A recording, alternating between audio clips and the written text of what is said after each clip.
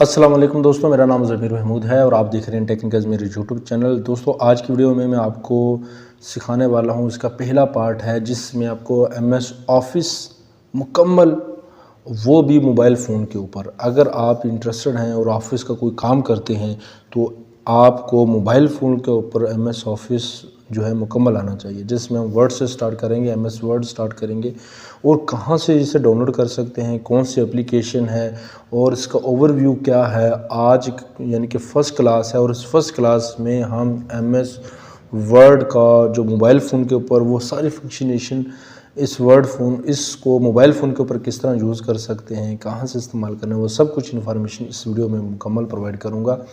ये बहुत ज़बरदस्त किस्म का कोर्स होने वाला है। आप भी पूरा देखिएगा, अपने दोस्तों को भी दिखाइएगा।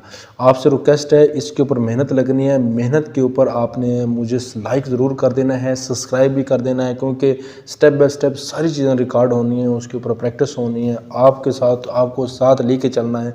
तो इसलिए आपने मोबाइल फ़ोन के ऊपर एमएस ऑफिस प्रोफेशनल तरीके से सीखना चाहते हैं। आज की इसकी पहली क्लास है और आज की पहली क्लास में उसका मुकम्मल ओवरव्यू दिखाऊंगा। आपका ज़्यादा टाइम वेस्ट करना नहीं चाहता। चलिए मोबाइल की स्क्रीन के ऊपर, और वो क्या चीज़ है, वो कहाँ से डाउनलोड करनी है, यहाँ से लेकर उसका मुकम्मल ओवरव्यू देखेंगे।